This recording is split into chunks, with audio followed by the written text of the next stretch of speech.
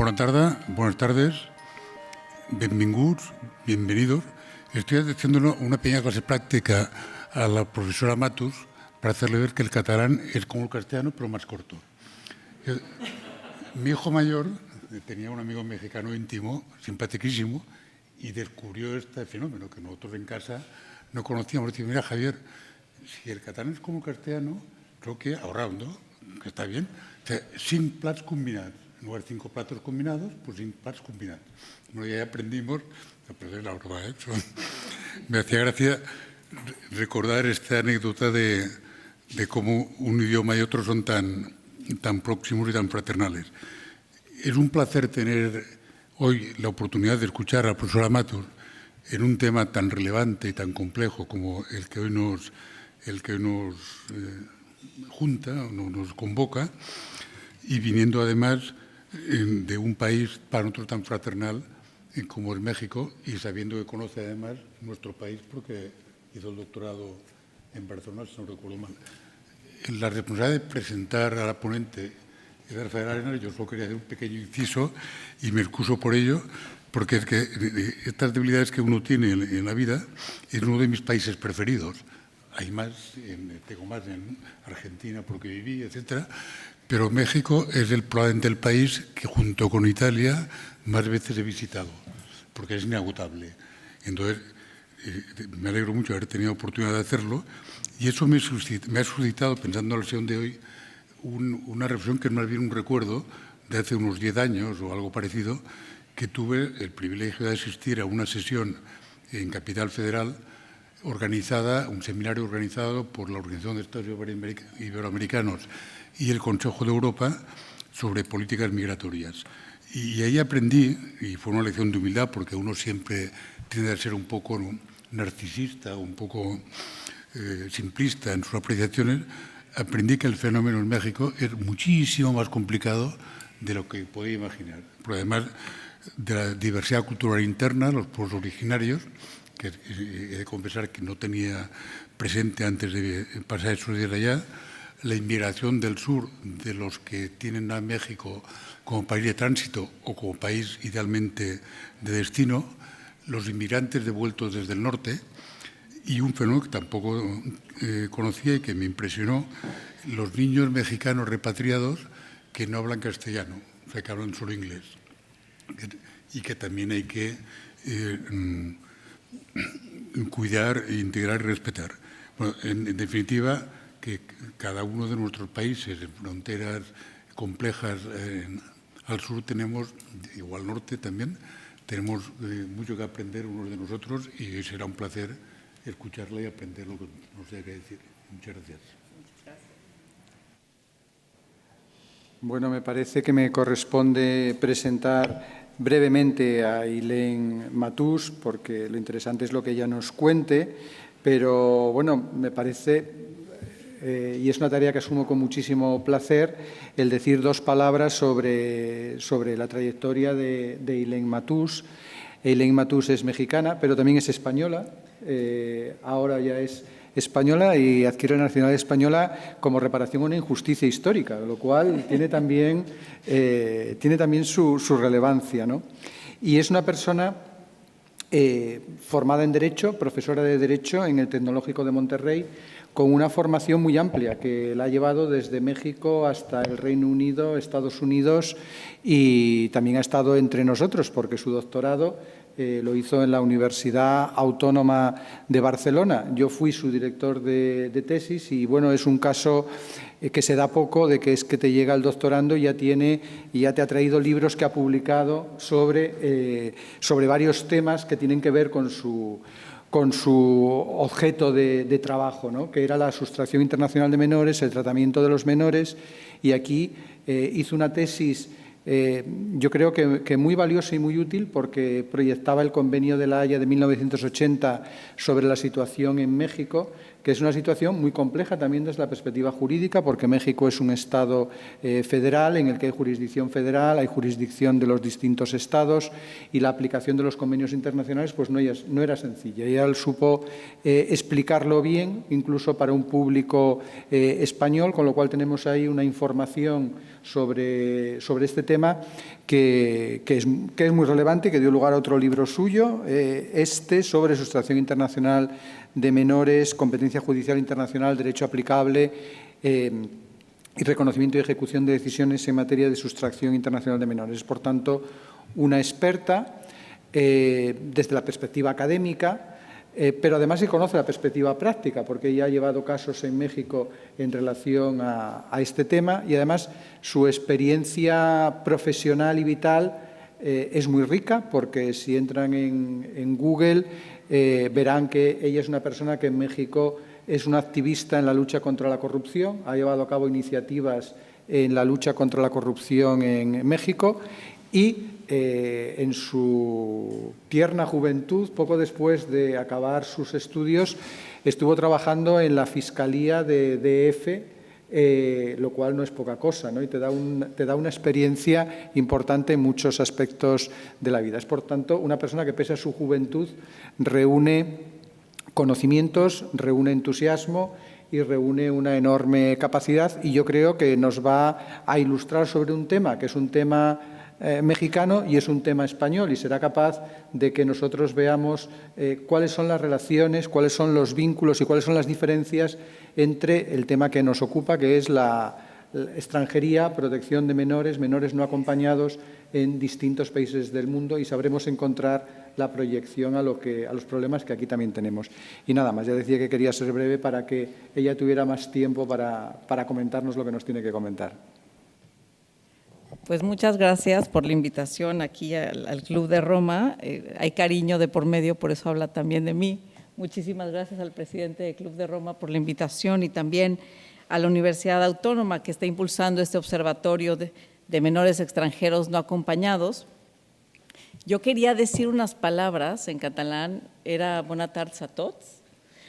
Hasta ahí me voy a quedar porque seguramente lo voy a hacer muy mal, ya después lo haré mejor, ¿no? Pero les quiero platicar un poquito, gracias Rafael por la introducción, un poco de cómo está sucediendo la migración, la cuestión migratoria en México y en Estados Unidos. Obviamente yo soy mexicana, tengo más acceso a la información desde el punto de vista mexicano. Todo lo que yo diga evidentemente es desde una postura personal, no es ni de donde la universidad en la que trabajo ni del gobierno mexicano, es una postura personal. Y bueno, comenzando esto, quisiera decir es que la migración puede ser analizada desde diferentes ángulos y desde una perspectiva teórica y práctica, como bien lo decía Rafael. Yo he trabajado un tiempo siendo asesora de algunas asociaciones civiles que se encargan de la protección de migrantes. A mí me tocó hacer el manual de protección judicial de migrantes que pasen por México con la Suprema Corte de Justicia. Y además veo temas con mujeres y niñas, en el caso de violencia de género, migrantes que están centroamericanas o mexicanas en México en esta situación. Entonces, un poco el objetivo que tengo el día de hoy es mostrarles una radiografía del antes, el durante y el ahora del suceso migratorio entre México y Estados Unidos. Sé que es muy ambicioso hablar de esto porque se requiere analizar diferentes temas en 3 diferentes etapas, ¿no? Y en 3 diferentes aspectos de la migración que en sí mismos son temas bastante profundos y de gran impacto, ¿no? Ahí sí se ve, están las fotos. Voy a empezar por dar un contexto. La ubicación geográfica de México lo convierte en un destino primario y un país clave para el tránsito de migrantes. No solamente centroamericanos, ha venido una ola de Asia, también ha venido una ola, ha incrementado la ola del Caribe, ¿no? Y también de Sudamérica. El subdesarrollo, la violencia, la inestabilidad política y los cambios en torno ha avivado los flujos migratorios centroamericanos a través de México para llegar a Estados Unidos. En años recientes, sin embargo, una causa principal de la migración del Triángulo del Norte, nosotros le llamamos al Triángulo del Norte de Centroamérica, el que está integrado por Guatemala, Salvador y Honduras, ha sido la expansión de pandillas violentas en la región. Dada la inhabilidad de los gobiernos salvadoreño, guatemalteco y hondureño para controlar estas pandillas o brindar oportunidades económicas a los ciudadanos de sus países, hay una gran cantidad de migrantes del Triángulo del Norte que escapan de la violencia y la pobreza y pareciera que pues no ven, ¿no?, cómo llegar a Estados Unidos. En este contexto migratorio actual, los migrantes centroamericanos no solo buscan la estabilidad socioeconómica, sino también asilo.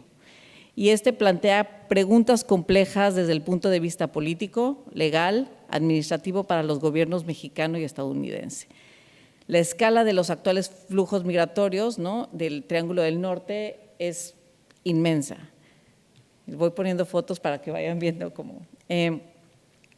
Me voy a regresar al 2018, que es un año importante. El que está así es el presidente mexicano, ¿no?, es López Obrador, que nosotros le decimos AMLO, ¿no?, Andrés Manuel López Obrador, son sus siglas, ¿no? Me regreso al 2018 para analizar algunos aspectos políticos mexicanos que considero han tenido un impacto en el desarrollo de la inmigración. Cuando recién estaba electo, López Obrador declaró que habría una política de brazos abiertos, y por eso pongo esa foto, porque esa foto está diciendo básicamente hay brazos abiertos para las personas migrantes. En su gira de agradecimiento, una vez que había ganado, señaló que no se podía enfrentar este problema con el uso de la fuerza y con medidas coercitivas, sino que había que garantizar los derechos humanos, y el principal derecho humano es el derecho a la vida, a buscarse la vida, el derecho a trabajar honradamente, mitigar el hambre y la pobreza. Asimismo, pidió a todos los mexicanos que fuéramos solidarios con los migrantes y que aplicáramos un refrán mexicano que dice: donde come uno, comen dos. De una olla de frijoles sale sopa para todo el mundo, ¿no? Entonces, estas promesas incluían promover un plan de desarrollo para los países centroamericanos como una solución a los problemas de raíz que expulsaban a miles de centroamericanos de la región, y así poder ofrecerles empleo a esta población en los proyectos de infraestructura que tenía pensado el presidente mexicano durante su gobierno. Y mientras tanto, el discurso de México parecía dar un giro radical a la política migratoria, ¿no? Mientras tanto, el presidente de Estados Unidos de América, Donald Trump, insistía en la construcción del muro. No sé qué tanta información tengan de la construcción del muro, pero bueno, quería construir un muro. Además, los mexicanos lo teníamos que pagar en la frontera de Estados Unidos con México, y su discurso antimigrante. Entre el 2018 y el 2019, el fenómeno de las caravanas migrantes empieza a crecer. Ya empiezan a viajar en caravana. Ya no son pocos, sino que ya van todos juntos. Entonces, desde el 2018, la tendencia más notable es la frecuencia y el tamaño y la visibilidad de la migración que viaja en caravanas. En 2019, las detenciones de migrantes por parte de las autoridades mexicanas aumentan significativamente, aunque no superan un nivel observado en el 2015. Estas detenciones incluyen a un gran número de familias y niños. De las 187,000 detenciones en el 2019, no sé mucho de dar números porque las fuentes pueden variar en los números, pero digo, más o menos, ¿no? De las 187,000 detenciones en 2019, 54,000 fueron menores de edad, y aproximadamente el 75% de ellas fueron de menores que viajaban solamente con un adulto, ¿no? Digo menores no de manera, digamos, negativa, lo digo menores de edad para no decir tanto niños, niñas y adolescentes. Para el 30 de mayo del 2019, Donald Trump anunció que aplicaría. Entonces, México, brazos abiertos, bienvenidos, donde come uno, comen dos, empiezan a subir la migración, llegan más migrantes a la frontera norte de México, sur de Estados Unidos, y el 30 de mayo Donald Trump le anuncia básicamente a México que va a aplicar aranceles del 5% a todas las importaciones mexicanas de forma inmediata, y lo iría subiendo gradualmente hasta llegar al 25%, mientras no percibiera un mejor control migratorio por parte de México. De buena onda, ¿no? La respuesta express del gobierno mexicano fue pues comisionar al canciller mexicano, a Marcelo Ebrard, para negociar. Y entonces en ese momento esta idea de los brazos abiertos, lejos de ofrecer un plan de desarrollo como estrategia de contención a los migrantes y de negociar con él, México aceptó disminuir en 45 días el número de migrantes centroamericanos que llegaban a la frontera norteamericana. Así como el uso estratégico de la Guardia Nacional, ahorita vamos a ver qué es la Guardia Nacional, que es un grupo militarizado pensado como bastión para la estrategia de seguridad del gobierno en contra del narcotráfico. O sea, es una policía militarizada para contener a la migración. Ahí están, ¿no? Entonces, a partir del 2019, las imágenes de la Guardia Nacional, son muchas imágenes de esta Guardia Nacional haciendo uso excesivo de la fuerza contra las personas migrantes, incluso contra menores de edad. Esto se vuelve muy recurrente, circulan imágenes y testimonios donde este cuerpo con equipamiento y formación militar no solamente trata de evitar el ingreso de las personas migrantes al sur de México, sino también trata de evitar que crucen Estados Unidos. Además, en el mismo año, estoy en esta etapa, ¿no?, con Donald Trump, fueron proclamados los Migrant Protection Protocols, que son mejor conocidos como Quédate en México. Esa es la política pública, es una política migratoria del gobierno de los Estados Unidos, que está vigente desde 2019 hasta hace poco, en el 2021, en donde se obligaba a las personas migratorias que ingresaban a Estados Unidos, sin importar cómo habían entrado al país, ¿no?, y aquellas que tuvieran interés en pedir asilo, que tuvieran que esperar en México todo lo que duraba su proceso, ¿no?, en la Corte de Migración estadounidense. Entonces, tú pedías asilo a Estados Unidos, pero te esperabas en México. En este contexto de contención migratoria y con un bagaje de prácticas institucionales violatorias de derechos humanos, ¿no?, de las personas migrantes, sobre todo el derecho de acceso a la salud, porque acuérdense que viene el COVID. O sea, porque todo esto es grave y con COVID está peor, ¿no? Entonces, en marzo, en el 2020, nos alcanza la pandemia, más o menos en marzo del 2020 es cuando llega la pandemia a México, creo que acá llegó un poco antes, ¿no? Pero en marzo ya en México ya empezamos como de ya nadie va a la escuela, tal. Alcanza a las personas migrantes el COVID, ¿no?, y a los solicitantes de protección internacional en México. Entonces, la incertidumbre entre las personas migrantes y los solicitantes de protección internacional en México crece, y en las siguientes semanas todas las respuestas que obtuvieron por parte del gobierno mexicano estaban lejos de las promesas de trabajo, brazos abiertos, planes de desarrollo, en donde comen uno, comen dos, o sea, eso se quedó lejos de lo que había pasado en el 2018. Entonces, en resumen, estamos ante una política migratoria que durante decenios de años, ¿no?, ha operado con la lógica de contención migratoria desde una perspectiva de seguridad nacional o como moneda de cambio, lo voy a poner así, ante las presiones socioeconómicas de Estados Unidos. Una política que se ha valido cada vez más de cuerpos militarizados para realizar esa contención y que en el proceso se han violado una cantidad de derechos, ¿no?, de las personas en movilidad, que los deja en contextos de mayor vulnerabilidad ante el crimen organizado, ¿no?, autoridades corruptas o corruptibles, ¿no?, sobre todo ahora frente al COVID-19. Entonces, teniendo este contexto, ¿no?, que yo sé que es bastante amplio lo que dije, pero, ¿no?, teniendo este contexto, vamos a ahora sí ya darle un poco el enfoque, ¿no?, múltiple a la migración, es que permite que este concepto pueda ser analizado desde diferentes perspectivas, ¿no? Puede ser visto pues como un derecho, ¿no?, la migración, o como un derecho que da vida y se relaciona y se vincula con otros derechos, como un factor que representa un insumo para la delincuencia organizada. O sea, pensemos como empresarios de la delincuencia organizada, es un insumo de la delincuencia organizada en materia de tráfico de migrantes, puede ser una cuestión de política pública, puede ser un factor de discriminación. En algunos países como Estados Unidos es un delito. Entonces, tiene diferentes aristas la migración. En fin, hay un sinnúmero de temas que se pueden analizar en torno a la migración y tratar de abordar, pues todos en sí mismo, cada uno tiene su complejidad, pero voy a ir tratando de hablar de manera general de todos ellos, ¿no? Y sobre todo tratando de hacer un énfasis en lo que son niños, niñas y adolescentes, ¿no? Porque es uno de los temas que más me llaman. Entonces, primero vamos a ver a la migración como un derecho en sí mismo, por eso ahí lo tengo en el centro, y en su relación con otros derechos que están forzosamente vinculados con la migración.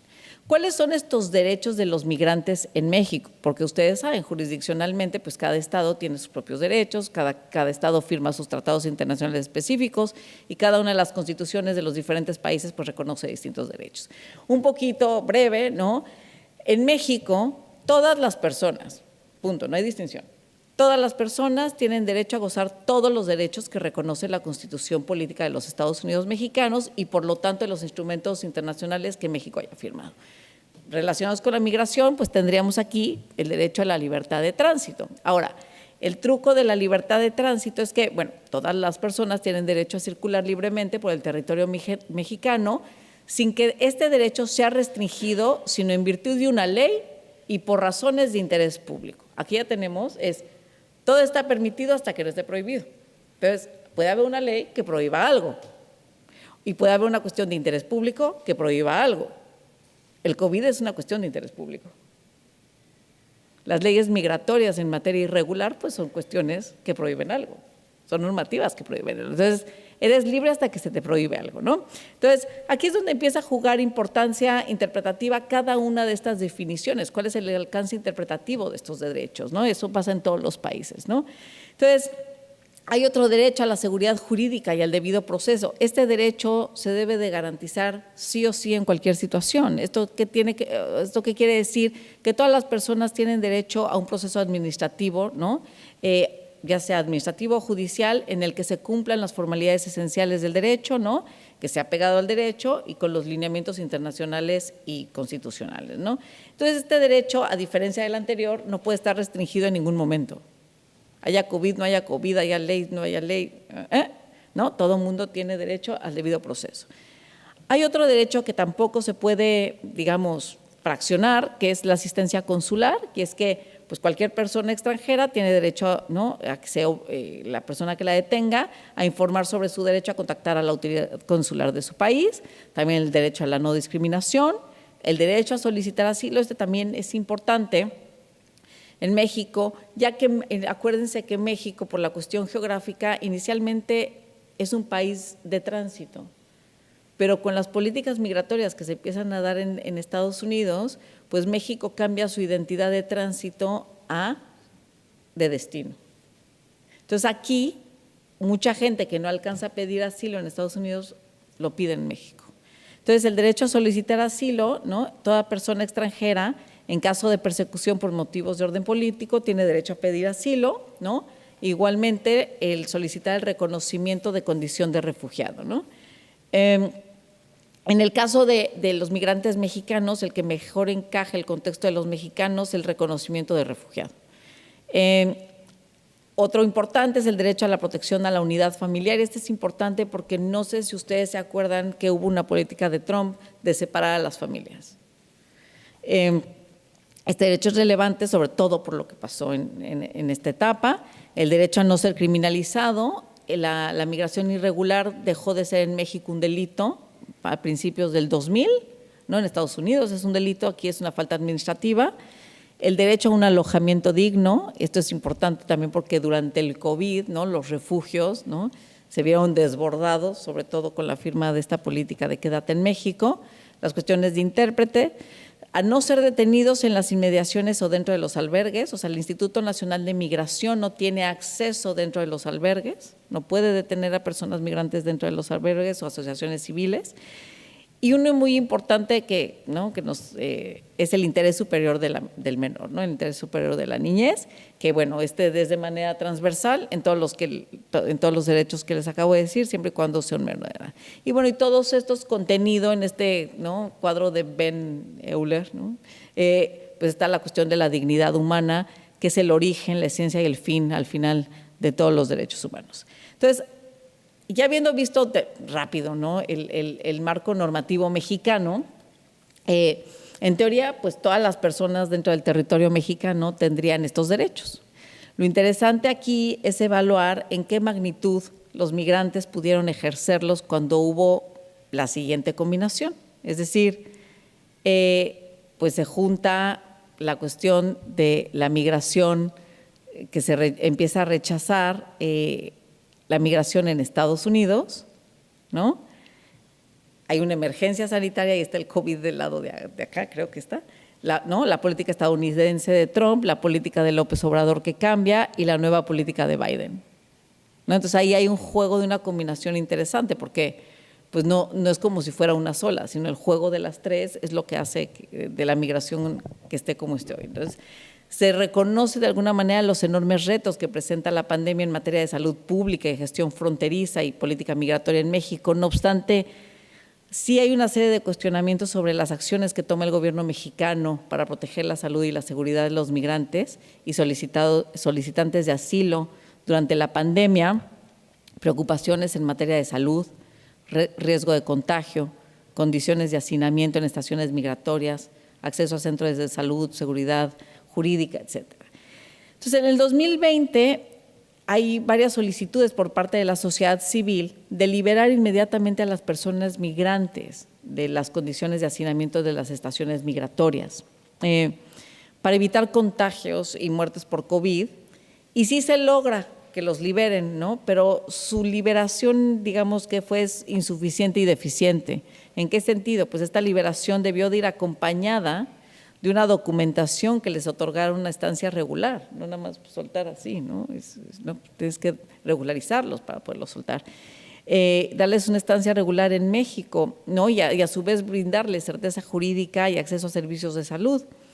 ¿Y qué pasó? Pues hubieron casos en los cuales el Instituto Nacional de Migración pues liberó a las personas con una orden definitiva de salida, se llama. ¿Qué quiere decir una orden definitiva de salida? Pues de entrada es preocupante por dos razones. Una, el que una persona tenga esta orden de salida es que tiene que trasladarse a una frontera en ese momento, ¿no? Y entonces imagínense, en medio de COVID, pues implicaba un viaje que no le permitía pues permanecer en aislamiento durante la época de contagio, ¿no? Durante la época de contagio.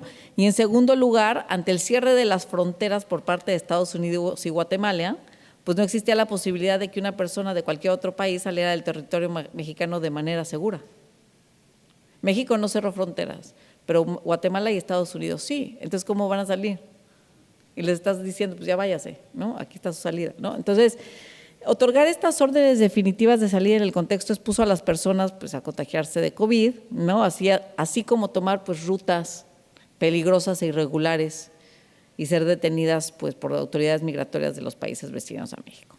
Entonces, las preocupaciones respecto a la integridad de las personas migrantes, pues el pico más alto de la pandemia hizo patente el temor no solamente de las comunidades en México, en todo el mundo, de recibir a cualquier persona por la posibilidad de que fuera portadora del virus. Ahora súmenle que esa persona fuera migrante, situación irregular, que están acampando enfrente de tu casa, ¿no? Entonces, pues eso empezó a generar una serie de problemas pues de discriminación importante. Otro punto importante fue la preocupación por la falta de coordinación en beneficio de la población migrante entre los países de la región para poder realizar las repatriaciones, ¿no? Y que ocurrieran de manera digna, ordenada, segura y regular. Preocupaciones por la reducción de los espacios de protección internacional en la región.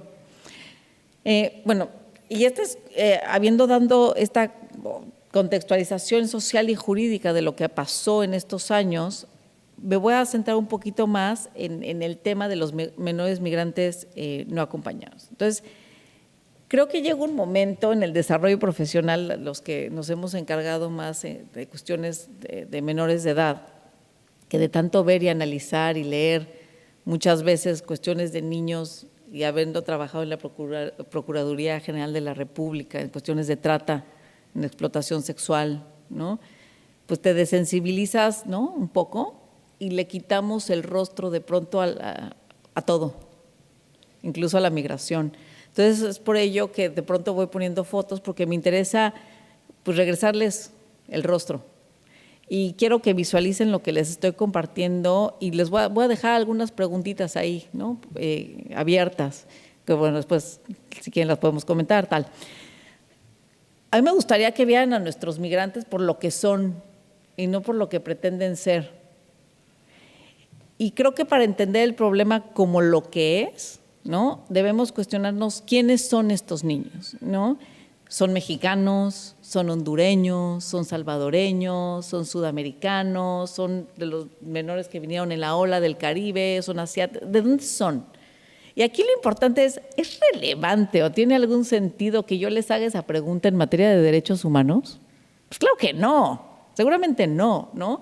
Porque no debería ser importante la nacionalidad, sino el hecho de poderles garantizar el interés superior del menor y evidentemente todos los derechos que vienen aparejados con ese interés. Sin embargo, al final pareciera que en la práctica sí es importante. Porque dependiendo de dónde vengas es el trato que les van a dar, por ejemplo, en Estados Unidos. Ahora, más allá de ese trato diferenciado en la práctica, es importante entender y conocer la historia detrás de cada uno de esos rostros, porque no es la misma historia. Por dar un ejemplo, un común denominador, creo que en todo el mundo, no nada más en América, un común denominador migratorio en los países, ¿no?, del Triángulo del Norte, y seguramente acá sucede lo mismo, es la pobreza extrema. La gente, ¿no?, migra por pobreza, ¿no?, causada por razones tanto estructurales como locales. Ahora, en el caso específicamente de Centroamérica, hay un aspecto importante. En las últimas 2 décadas, las pandillas callejeras centroamericanas, ¿no?, más notoriamente la Mara Salvatrucha y el Barrio 18, no sé si alguna vez las hayan escuchado, pues han contribuido a los altos niveles de inestabilidad social y violencia en los países del Triángulo del Norte, ¿no? Muchos les dicen pandillas callejeras, pues la Mara, ¿no? Irónicamente, estos grupos, no sé si se sepan la historia cómo nacen, pues nacen de la migración del Triángulo del Norte de Centroamérica, propiciada por la violencia durante la Guerra Civil de El Salvador, ¿no?, del 80 al 92. Muchos salvadoreños se van a Estados Unidos, buscan refugio y oportunidades en Estados Unidos, particularmente en California, Los Ángeles, bajo la administración de Ronald Reagan, ¿no? Y aquellos centroamericanos que escapan de la Guerra Civil, pues se les empieza a clasificar como migrantes económicos, ¿no? Y se les da el título de refugiados en Estados Unidos. Y ya más tarde, ¿no?, después de que hay un cambio en la política migratoria, pues el gobierno de Estados Unidos se empieza a dar cuenta de a qué se dedican estas personas en Estados Unidos y los deporta a decenas, ¿no?, de estos migrantes, los manda de regreso a Centroamérica, particularmente a su país de origen, que es El Salvador, ya sea por condenas criminales o debido a que no tenían un estatus migratorio legal en Estados Unidos, porque hay una presencia de la Mara en Estados Unidos fuerte. Ahí es donde empieza una cuestión de… Entonces, después de que regresan a Centroamérica, estos miembros de las pandillas pues continúan con sus actividades criminales, ahora en El Salvador, aprovechándose pues de la débil presencia policial y del gran número de jóvenes marginados, cuestión de la región, y ahí pues los empiezan a reclutar, ¿no?, ya sea voluntariamente o a la fuerza. Es así de, bueno, ¿usted quiere venir o vamos? Es así como, ¿no? Entonces empiezan a unir a sus pandillas y en las últimas, digamos, 10 años, ¿no?, estas pandillas pues se han extendido en los 3 países, han establecido una fuerte presencia en diferentes colonias y demás, y su control territorial pues es fuerte, está afectando a las poblaciones de los 3 países. Hay coerción no solamente para los jóvenes en cuestiones de reclutamiento, sino para las niñas, para convertirlas en las novias de estos señores, ¿no? Entonces hay una cuestión de violencia extrema. Entonces, este es uno digamos, un factor específico de la región, ¿no?, estas pandillas en específico. Hay una cuestión importante también que es de la región que tiene que ver con la reunificación familiar. Los migrantes del Triángulo del Norte pueden optar por viajar a Estados Unidos o a México debido a que ya existen redes sociales preexistentes y vínculos familiares de personas que ya están allá, familiares que ya tienen allá y buscan reunirse con ellos. Aquí lo grave es que, por ejemplo, muchos hombres, en el caso de México, pues se cruzaban al otro lado para tener mayores ingresos y poder mandar remesas a México, ¿no? Y hoy pues buscan poderse reunir, sobre todo en la época de Trump, pues reunirse, ¿no?, el padre con los hijos, traer a sus hijos, y pues eso pues se prohibió, ¿no? Trump lo prohibió. Entonces, en respuesta a todas estas barreras legales, ¿no?, pues muchos niños, ¿no?, menores no acompañados, han viajado a través de México para reunirse con sus familiares, ya sea desde el inicio van solos o viajan con algún familiar y el familiar se queda del otro lado de la frontera en México y el niño cruza solo, ¿no?, para llegar a Estados Unidos. Ahora, otro punto importante y que es importante que tengan es qué edad tienen estos menores, porque el rango de minoría de edades aquí como en México, vamos de 0 a 18, ¿no? ¿Y por qué sería importante hacer una distinción en los rangos de edad? Pues porque el impacto para estos menores de edad es muy diferente si tiene 3 meses, si tiene 3 años, 5, 7, 12, 11, ¿no? Así como el riesgo que pues sufren durante el traslado, ¿no? Las necesidades y cuidados de cada uno de estos menores pues va variando dependiendo de la edad, igual su vulnerabilidad ante la delincuencia organizada cambia dependiendo de la edad y dependiendo del género. Y ahí viene la siguiente pregunta, ¿el género es importante? O sea, hay una diferencia si estamos hablando de una niña de 6 a 9 años o de un niño de 6 a 9 años, pues sí, porque es el insumo de la delincuencia organizada. Un niño, y eso yo lo vi no ahora de migración, sino cuando trabajaba en trata de personas, un niño de 6 a 9 años, pues no me funciona para prostitución, me funciona para pornografía. Un niño de 9 a 12 años no me funciona para pornografía, porque se le llena la cara de granito. O sea, la delincuencia organizada es un negocio. Y así lo ven, o sea, el niño es el insumo y dice, de edad y dependiendo que busca, ¿no?, la población. Entonces, el que sea niño, el que sea niña, el que sea de cierta edad o el que sea de otra, pues sí cambia, ¿no?, la vulnerabilidad del niño ante este traslado. Entonces, para la delincuencia organizada, estos rangos de edad y el género marcan la diferencia entre el objeto de la trata de personas. Puede ser en su explotación sexual, puede ser en esclavitud, puede ser en trabajo forzado, ¿no?, demás. Entonces, durante su trayecto por México, pues todos los menores son particularmente vulnerables a la explotación y a la victimización. Las niñas integran un gran porcentaje de los menores no acompañados y se encuentran en mayor riesgo de sufrir violencia sexual y ser víctimas durante todo este trayecto. A esto se suma pues, que no tienen recursos y pues, que son menores y pues, tienen esta incapacidad de estar en un lugar extranjero, tienen la incapacidad de defenderse a sí mismos, ¿no? El abuso y la discriminación son parte del proceso de este trayecto, ¿no? Ahora, esto quiero que lo piensen como, imagínense lo que representa para estos niños cruzar, que prefieren cruzar que quedarse. O sea, aunque me vaya, si me voy y no me va tan mal, puedo ganar a quedarme. Entonces, eso es algo que yo decía, pero ¿por qué salen? O sea, porque me va a ir peor si me quedo. Entonces, y dices, pero es que ya no te puede ir peor. Sí, sí me puede ir peor. Y tú, ok. Entonces, eso es importante tenerlo en la cabeza. Entonces, ¿qué simboliza para la delincuencia el tráfico de migrantes menores de edad? Pues es una de las fuentes de ingreso más importantes de los cárteles, ¿no? Acuérdense que los cárteles mexicanos pueden tener, así como, ¿cuál es el objeto de la empresa? ¿No? Pues para el cártel, los cárteles mexicanos, pues hay tráfico de armas, tráfico de drogas, tráfico de migrantes, ¿no?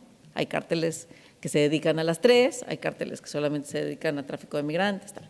Entonces, los menores de edad se empiezan a convertir, ¿no?, de diferentes naciones centroamericanas, son usados por redes criminales como salvoconducto de tránsito. Y no solamente como eso, sino que de pronto en ciertos lugares los convierten en guías. A los niños mexicanos que viven en la frontera les dan dinero por ser guías de migrantes, porque ya se la saben cómo se cruza, ya saben cómo hacerlo. O pueden traficar droga, ¿no? Entonces se convierten en un insumo, ¿no?, para la delincuencia. Y aquí es, pues, ¿cómo se diseña una política migratoria que abarca aspectos que garanticen el interés superior del menor, los derechos humanos, los aspectos humanitarios, ¿no?, todo? Al mismo tiempo de que se prevenga una comisión de delitos, ¿no?, porque empieza a haber como el juego ahí. Entonces, porque los delitos asociados con la migración, pues van la trata, ¿no?, la explotación infantil, pero también empiezan a haber cuestiones de falsificación de documentos, hay una cuestión de tráfico de armas que ahí México y Estados Unidos vende armas, no regula la venta de armas, entonces es el insumo para los cárteles, entonces ahí hay una cosa bastante compleja. Pero una vez dicho esto, pues la preocupación está en que los menores de edad han cobrado importancia como actores emergentes de los procesos migratorios, que han manifestado pues situaciones de crisis humanitaria, que se ha incrementado por la presencia de pues, muchos niños, niñas y adolescentes procedentes de los países centroamericanos, en especial el Triángulo del Norte, ¿no? Y de México en los flujos migratorios irregulares que se dirigen a Estados Unidos. Paso a la que sigue. Pero aquí la pregunta es, ¿qué incentiva a estos niños o a las familias a mandar a sus hijos tan chiquitos a cruzar solos a Estados Unidos? Y hay diferentes puntos que influyen en este incremento, ¿no? Y voy a ir hablando en cada uno de ellos. Y uno es, de estos menores, quiero hacer la distinción, y creo que la hice antes, hay menores que salen desde sus países solos, o sea, desde Honduras solo, transitan todos los países hasta llegar a Estados Unidos solos, y hay otros que van acompañados y que llegan a la frontera norte de México y ahí se queda el familiar y él cruza. No hago esta distinción con la idea de minimizar la dificultad de uno u otro, sino para resaltar que los riesgos y la estrategia que tiene cada uno de estos supuestos son distintos. ¿Y a qué voy con esto? Mientras cruzan la frontera, cuando se firmó la política pública de quédate en México, pues su familia se quedaba del otro lado del charquito. Bueno, no, del otro lado del charquito nosotros le decimos venir a Europa. Así vas a cruzar el charco, así le decimos, vas a cruzar el charco, cruzado la rayita, ¿no? El muro, ¿no? Entonces se quedaban no tan lejos, era del otro lado, ¿no? Bajo el programa de Quédate en México. Entonces, esta iniciativa de Quédate en México, implementada por las autoridades mexicanas tras el acuerdo con el gobierno de Donald Trump, que era, les digo, el protocolo de protección a migrantes, pues miles de migrantes estaban esperando su proceso de asilo en Estados Unidos, pero lo esperaban en México. Ahora, este programa ya se terminó.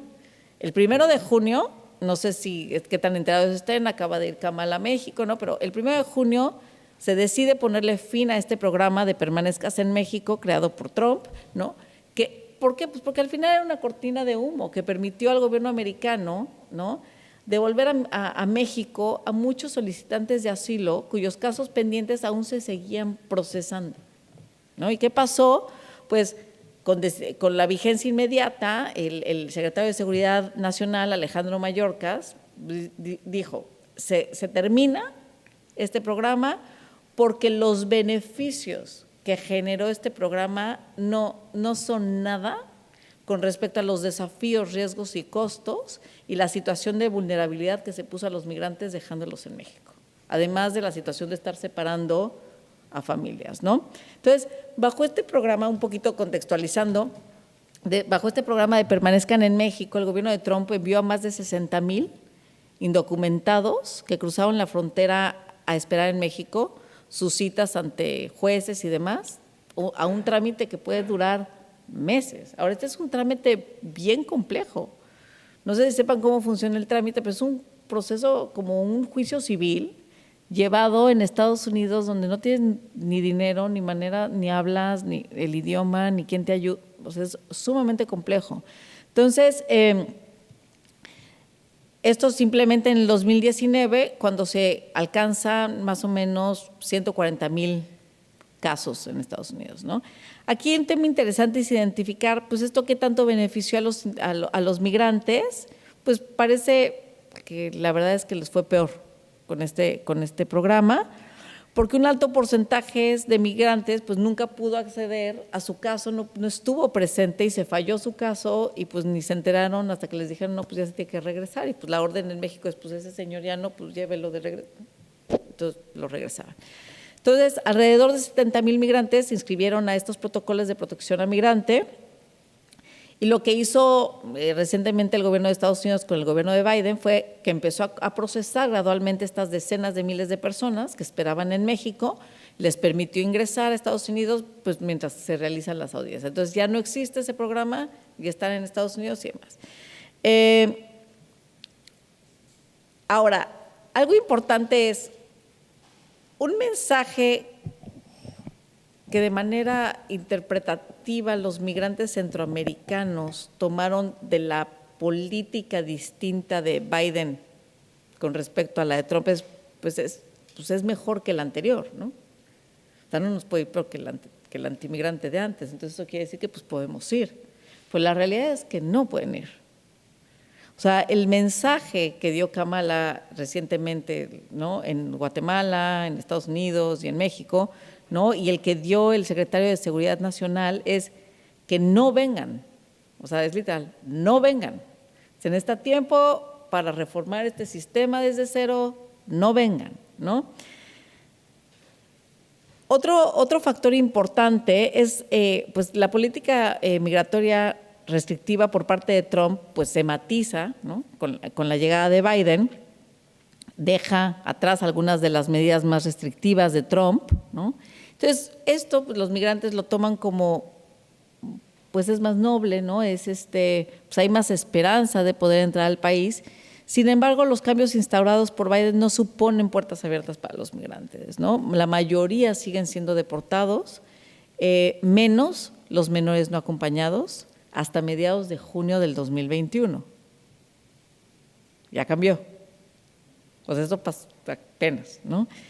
En la campaña electoral de Biden se comprometió a reformar el sistema migratorio estadounidense. La idea es que tomara medidas urgentes para acabar con las políticas de Trump, ¿no? Reunificar a los niños migrantes. Evidentemente sí hubo unos cambios de reunificación de los niños, no sé si se acuerdan que los separó, una fragmentación familiar ahí importante, se puso fin a la construcción del muro fronterizo, se pidió revisar, ¿no?, que por eso se están terminando estos programas de inmigración que se firmaron con diferentes países.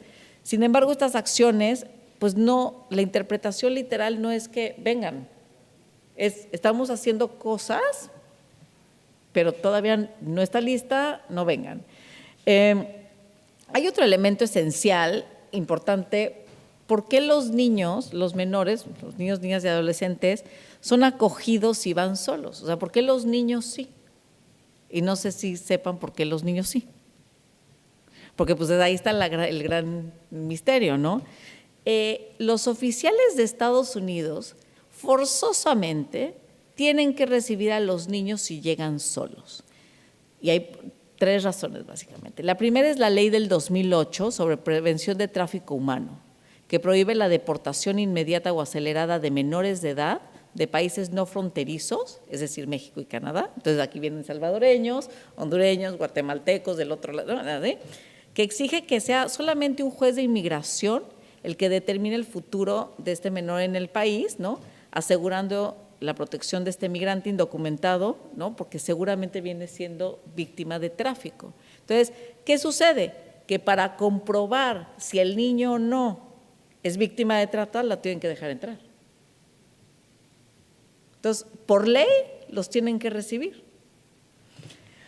Otro punto importante es el Acuerdo Flores, que es, en este Acuerdo Flores, las autoridades de Estados Unidos tienen que operar con medidas de protección a menores. ¿Qué es el Acuerdo Flores? Este recibe el nombre por una inmigrante de 15 años de El Salvador, que huye en 1985, se llama Jenny Lisette Flores, que para reencontrarse con su familia, con su tía en Estados Unidos, pues va a Estados Unidos, la patrulla fronteriza la arresta. En este tiempo pues era el INS, ¿no?, el Servicio de Inmigración y Naturalización, y la mantienen detenida en pésimas condiciones.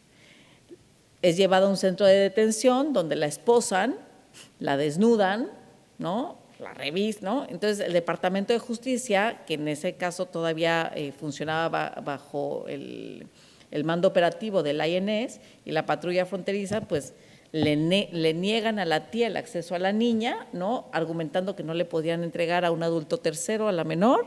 Y bueno, el chiste es que después de 12 años de litigio, en 1997, la Corte Suprema de Estados Unidos pues alcanza una resolución final en donde obliga al gobierno a revisar todos sus protocolos y políticas de detención a menores en la frontera. Entonces, ahí hay un estándar distinto, ¿no?, y se regula. Entonces, está la cuestión de tráfico de menores y la cuestión del Acuerdo Flores, en donde las autoridades americanas, cuando se trata de menores de edad, pues tienen que cambiar como la política de detención y demás.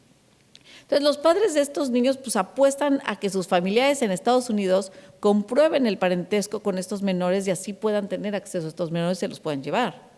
Ahora, con la política de tolerancia cero de Trump se generó un impacto indirecto a las familias. ¿Qué pasó? Que con esta tolerancia cero se separó a los menores de su familia y es lo chistoso porque ahora indirectamente las familias se fragmentan para que sus hijos vayan solos.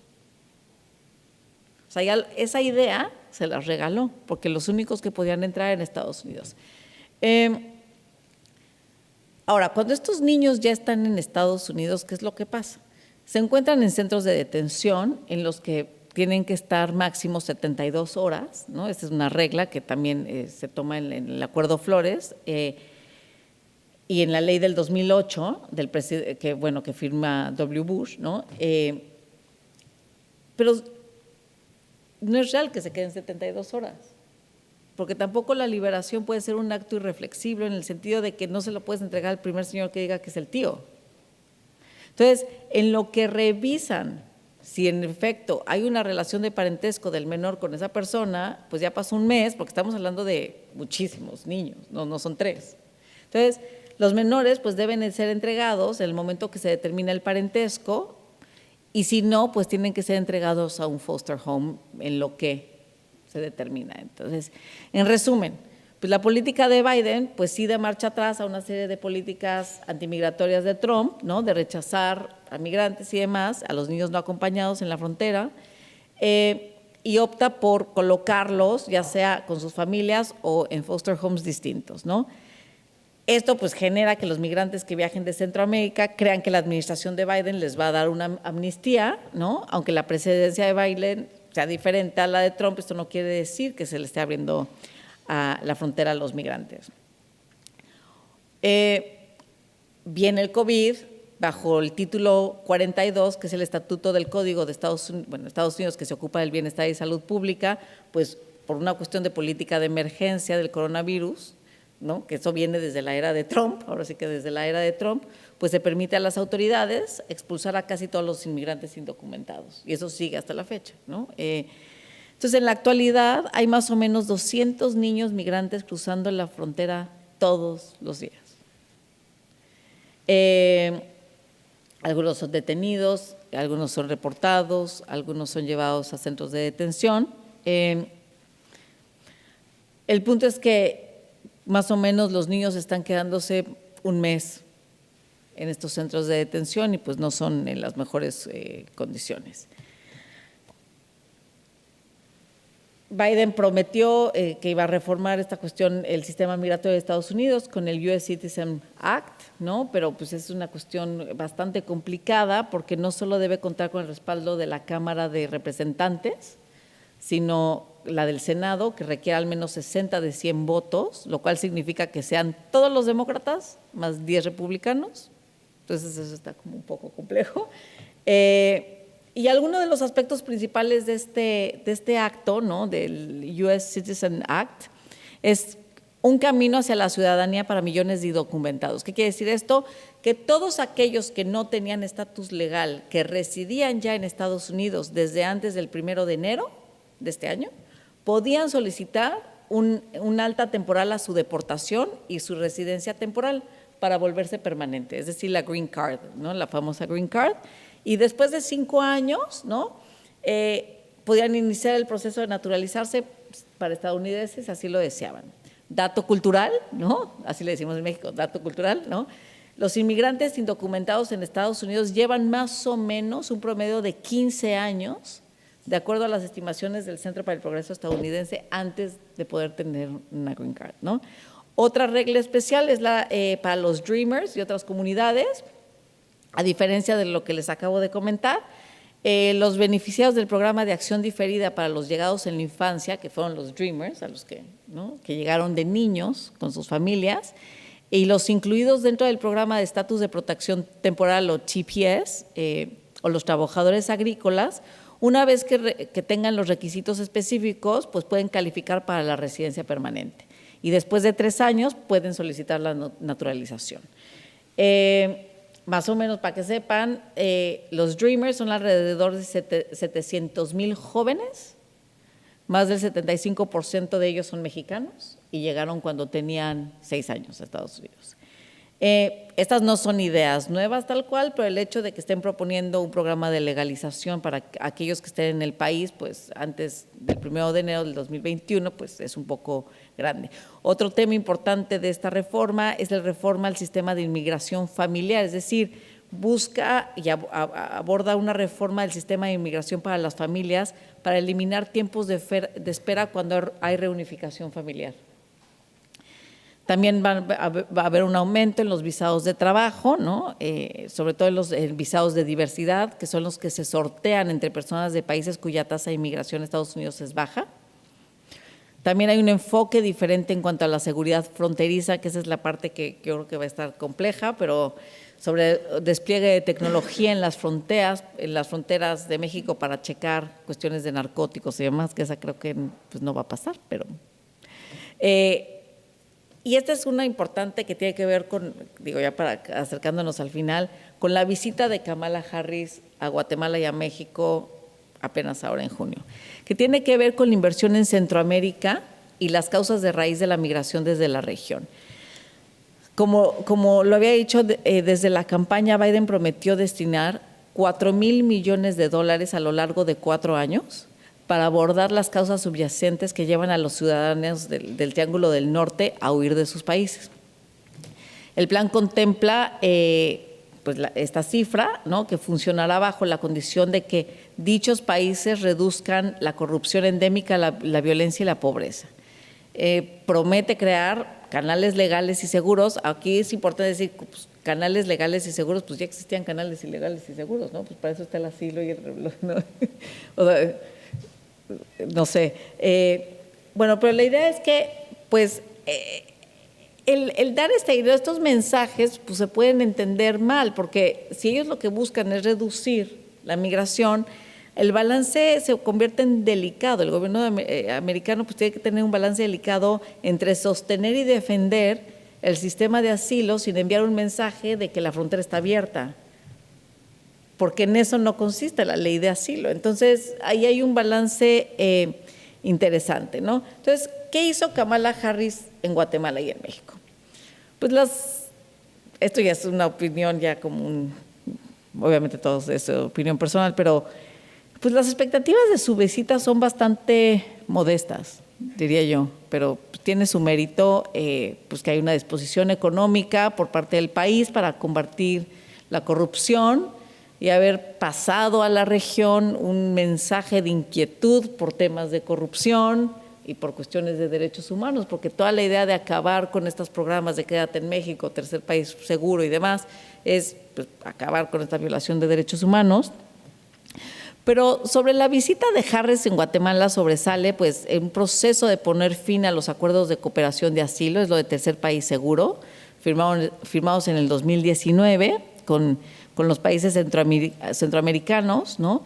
La necesidad de atender las causas por qué los migrantes se van a Estados Unidos. Le dijo directamente en la conferencia con Yamatei, que es el presidente, ¿no? Hay una cuestión medio tensa, yo me imagino ahí el ambiente así, de la corrupción y demás, pero básicamente dijo, es peligroso el viaje a la frontera a Estados Unidos, no vengan, y literal dijo, Estados Unidos seguirá haciendo cumplir nuestras leyes y asegurando nuestras fronteras. Si vienes a nuestra frontera, te haremos regresar. Esas fueron sus palabras. Entonces, su idea es que se cree una fuerza anticorrupción, de trabajo anticorrupción, con el Departamento de Justicia y con el gobierno de Guatemala. Se va a destinar 48 millones en apoyo a viviendas asequibles, agroindustria y emprendedoras del país, todo esto en Guatemala, y pues un grupo de trabajo para prevenir el tráfico de migrantes y la trata de personas en la región. Esto es en Guatemala. En México hay una actitud distinta, que eso hay una cuestión interesante ahí política, que pues uno cuando es mexicano dice, ok, a México va y con la idea de firman un memorándum de entendimiento con México para mejorar las condiciones de vida en Centroamérica. Este memorándum no constituye una obligación, un compromiso vinculante, es un memorándum de cooperación donde cada uno de los gobiernos va a mantener sus mandatos de manera exclusiva y por separado, pero la mayor parte del memorándum de lo que habla es de cómo ambos países, ¿no?, van a actuar en países terceros, es decir, en Centroamérica, ¿no? También habla de aumentar la presencia de USAID y de la Agencia Mexicana de Desarrollo en estos países, las buenas prácticas que van a llevar a cabo para establecer mecanismos de intercambio de conocimientos, ¿no?, y recursos para abordar causas originarias de la migración irregular. También habla de dar 130 millones de dólares a una reforma laboral en México para mejorar la protección a los obreros, ¿no?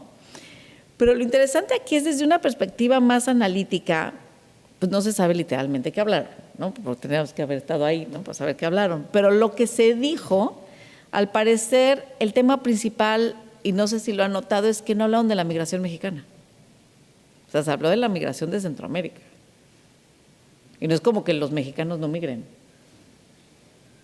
O sea, es un tema que pues, no parece que no se habló. Bueno, si se habló, no sabemos de qué se habló. Entonces, aquí la pregunta es, ¿por qué no se habló literalmente y se expuso que se habló de ese tema? Y desde mi perspectiva, creo yo que para Estados Unidos es más fácil la contención migratoria si incluye a México como socio más que como parte del problema. Es una cuestión de estrategia, ¿no?, política. Es decir, el problema migratorio está en Centroamérica y México es parte de la solución. Que esa es una postura interesante, ¿no? Digo, es un análisis mío, ¿no? Después, y lo anterior es relativamente cierto, ya que la identidad mexicana de ser meramente un país de tránsito, pues cambió, y hoy también es un país de destino. Entonces, cambió de ser el lugar por donde todos pasaban al lugar a donde ya todos se quedan. O sea, México también ahí, a lo mejor ahí le cambió la idea, ¿no? También hay un juego de poder ahí importante, porque se hizo una distinción, y lo dijo ya claramente, esto no es Centroamérica, esto es México, es una distinción clarísima. Entonces ahí también hay un juego interesante hizo una distinción entre lo que dijo en Centroamérica de lo que es México, ¿no? Otro punto que es menos relevante, pero pues hay que mencionarlo, es el perfil de la población mexicana que está yendo no es la que mediáticamente más llama la atención, porque son adultos, son hombres adultos. Los menores son los que vienen de Centroamérica, entonces mediáticamente pues todos volteamos a ver a los menores de edad.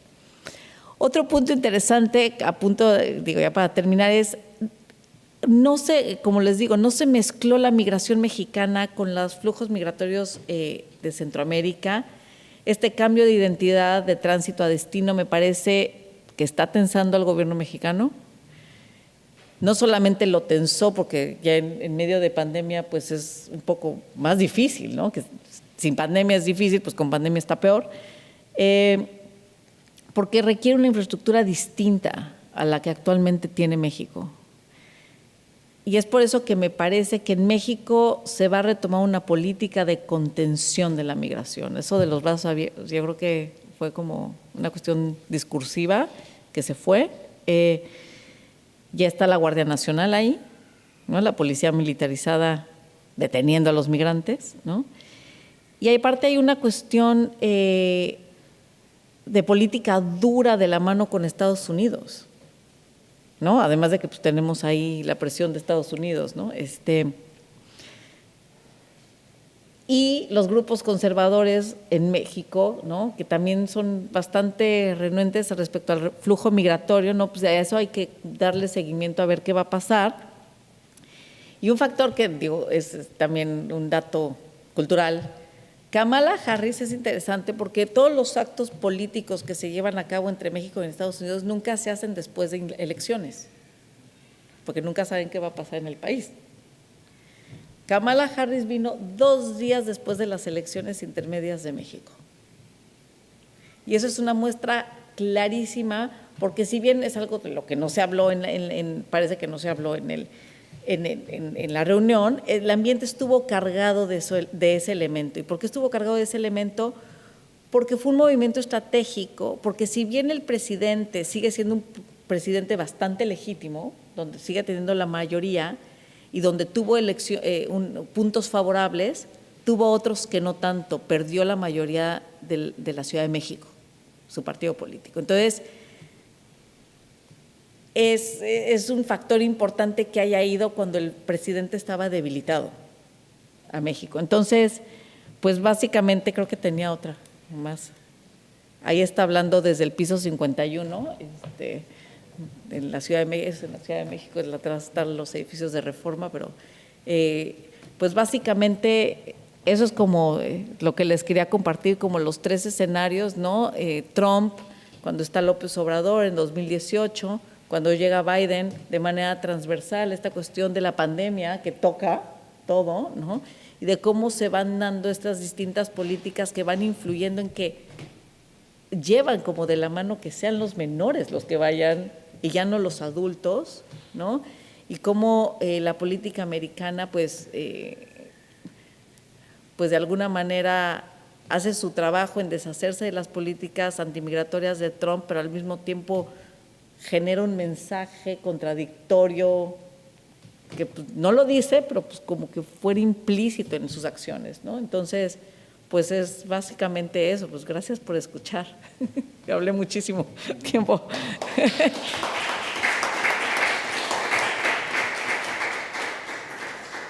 No sé si… Sí, supongo que tenemos todavía un tiempo para si hay alguna pregunta, alguien que quiera preguntar alguna cosa. A mí me han surgido muchísimas dudas, la verdad. Si no se anima nadie, no veo manos levantadas, hago una pregunta y una reflexión.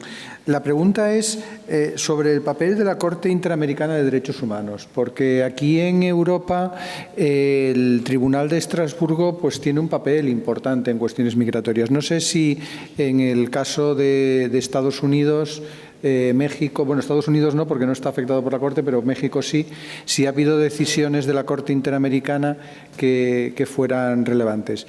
Y ya como comentario me ha parecido muy sugerente muchísimas de las cosas. Yo creo que vemos todos que hay elementos comunes, pero hay elementos muy diferentes de lo que es la experiencia aquí, y me llama mucho la atención esto del final de la política de Estados Unidos de asociar, en este caso a México, como dices, como parte de la solución, de diferenciar la emigración, y esto tan marcado de la diferencia de trato entre los países limítrofes y los que no lo son, y cómo el tratamiento de la inmigración que viene directamente de México y la que cruza a través de México es muy diferente, que creo que es algo que en Europa esta perspectiva no la tenemos trabajada, y yo creo que puede ser muy sugerente, ¿no? Yo creo que de aquí se pueden tomar algunas ideas.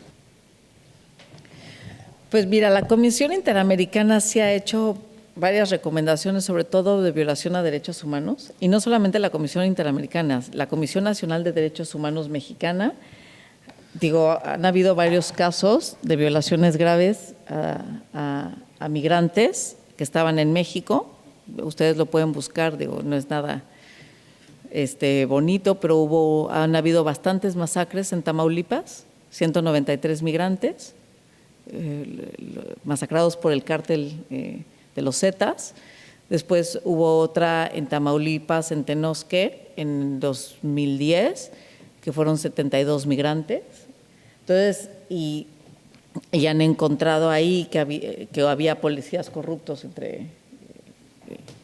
entre las personas que estuvieron involucradas. Entonces, recientemente hubo una queja no me acuerdo porque de pronto tienen nombres complejos, pero donde igual la Guardia Nacional no dejó que salieran y se estaba incendiando, entonces hubo alguien que no murió dentro. Entonces, han habido, con esto a lo que voy es, la Comisión, si hay bastantes quejas ante la Corte Interamericana ¿no? De la sociedad civil que hace frente a las acciones no solamente del Estado, ¿no? Con respecto a la Guardia Nacional, que es una policía militar, o sea, al final es una policía militarizada, entonces ya cuando ponemos militarizada ya sabemos que la brutalidad es distinta, o sea, el nivel de violencia es distinta. Sobre los actos de violaciones al debido proceso, de cómo se han hecho las deportaciones, o sea, cómo te invitan a salir, ¿no? Entonces sí juega un rol importante, pero pues nuevamente pues son estas recomendaciones que al final chocan con la presión. Creo que un poco México se le desbordó cuando Estados Unidos lo presionó y vino la pandemia. No lo estoy justificando, pero sí creo que no es lo mismo que pase y que es un poco lo que creo que está haciendo Estados Unidos, es decir, doy dinero para que el problema se quede en tu país, ¿no? Te voy a dar dinero y resuelve el problema de origen allá, no lo quiero aquí, lo quiero allá. Entonces, sí hay una serie de recomendaciones de la Corte Interamericana y además en la Comisión Nacional de Derechos Humanos mexicana sí también ha habido una serie de recomendaciones por violaciones a derechos humanos. Ahora con lo de la pandemia, pues sí, cuando estaba lo del, no sé cómo se haya dado esto acá, pero lo de las vacunas y el acceso a las cuestiones de salud, pues de por sí era complicado a los propios mexicanos, ahora pues a los migrantes pues fue también difícil. Entonces pues eso está ahí, entonces ahí funciona muy bien la sociedad civil. O sea, en eso sí hay una gran organización en México de sociedad civil, de personas que apoyan a la causa migrante. Ahora, con respecto a lo de que dices que sí está diferenciado, pues sí es muy clara. O sea, cuando hablan del Triángulo del Norte, pues son estos 3 países, ¿no? Y México no pertenece a estos 3 países, porque México pertenece a los otros 3, ¿no? México, Estados Unidos y Canadá, ¿no?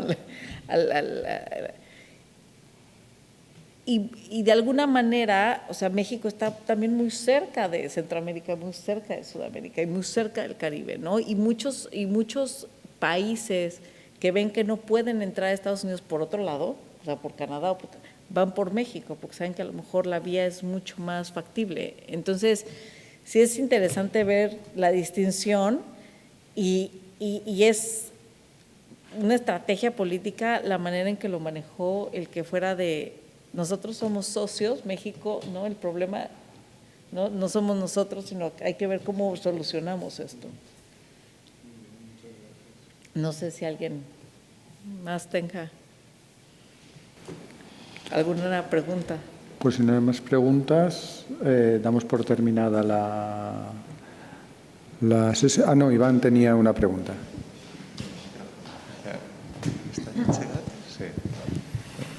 Eileen, profesora Matus, en primer lugar, muchísimas gracias, aunque su día te lo dije por email, pero muchas gracias por aceptar amablemente nuestra invitación, por estar aquí hoy con nosotros. En segundo lugar, muchísimas gracias porque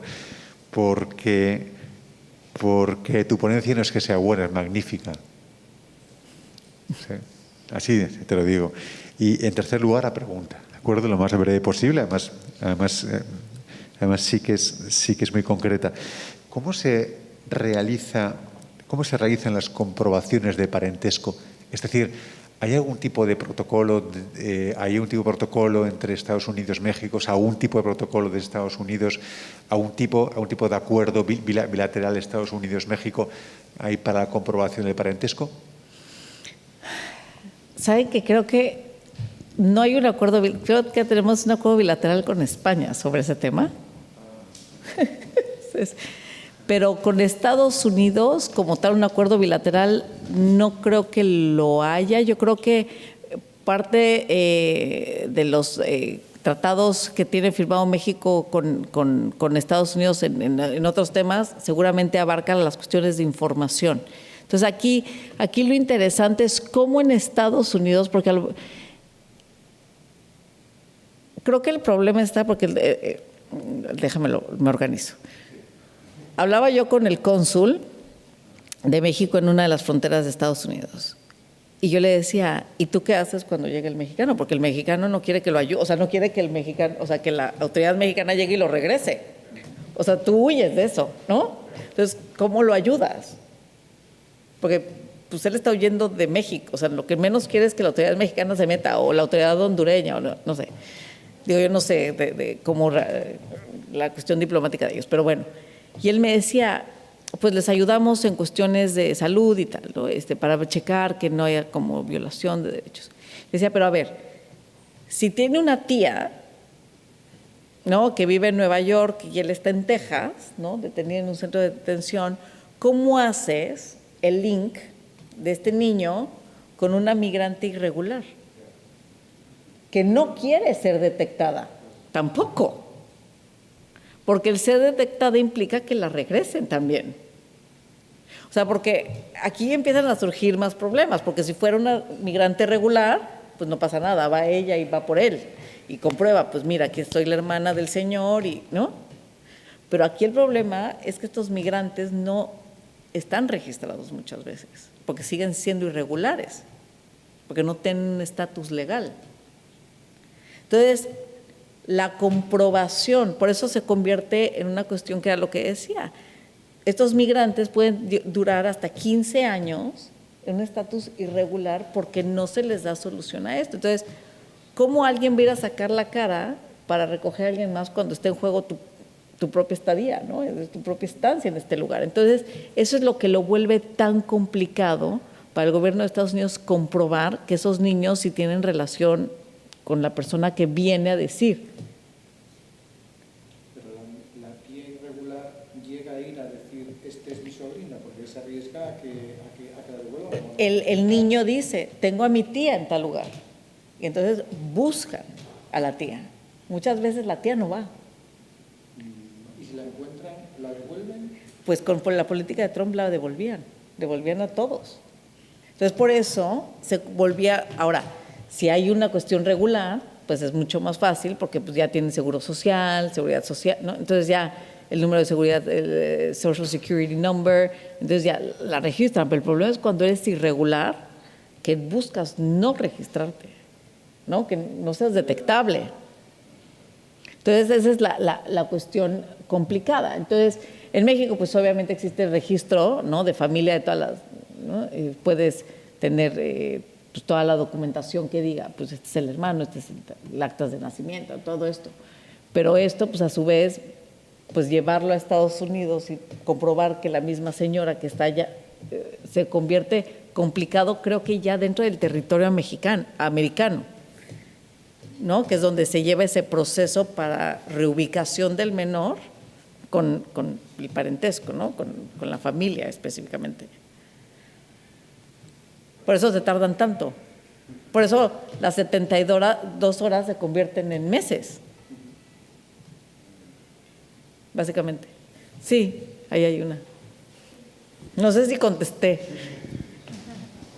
Bueno, muchas gracias, Eileen, por la ponencia. Yo quería también hacerte una pregunta en relación a este tema, porque los menores mexicanos que entran a Estados Unidos pero que no tienen ningún tipo de parentesco, ¿qué procesos de regularización se llevan a cabo? Porque has nombrado el tema de los Dreamers.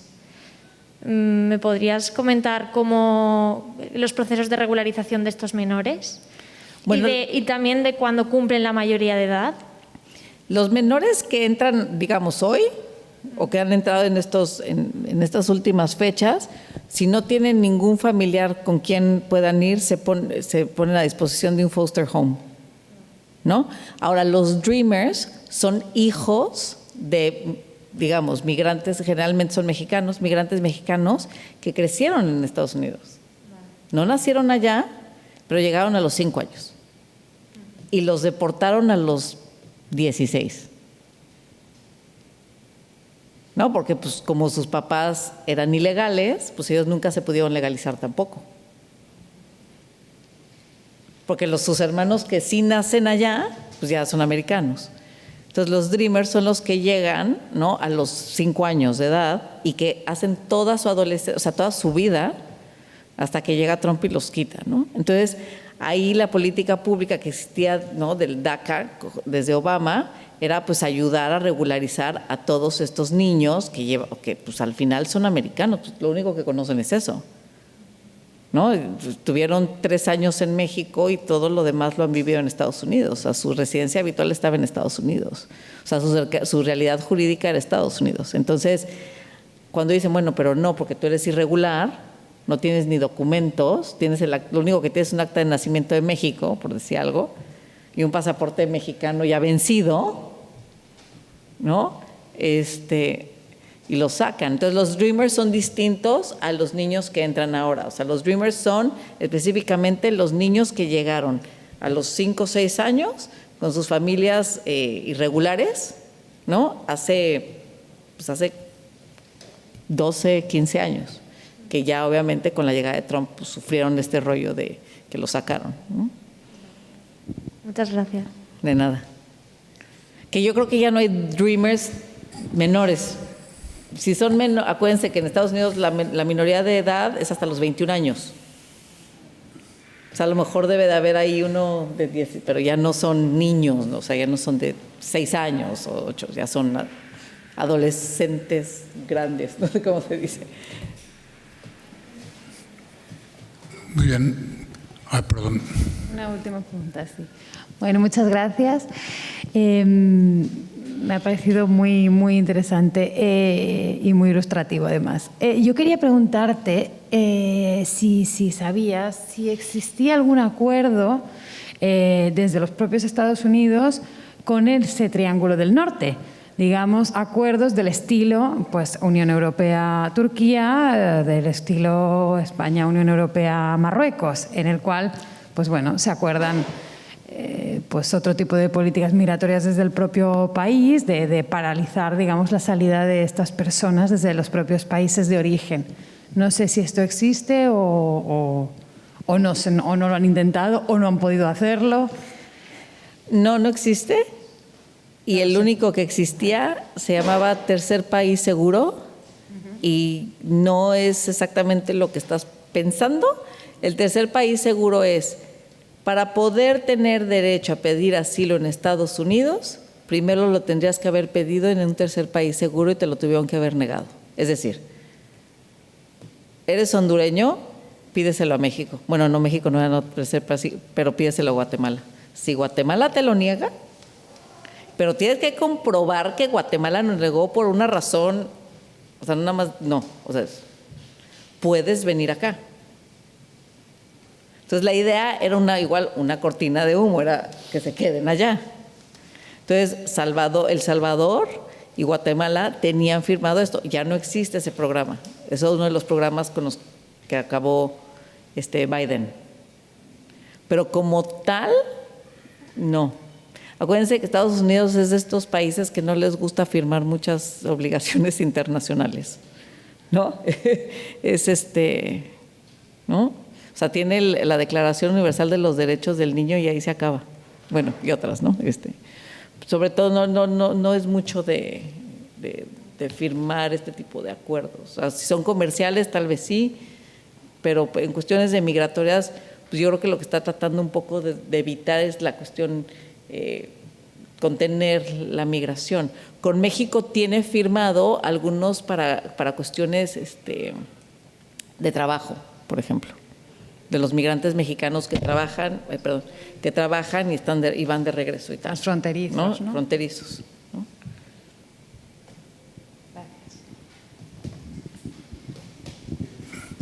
Pues con esto hemos llegado al final de la sesión.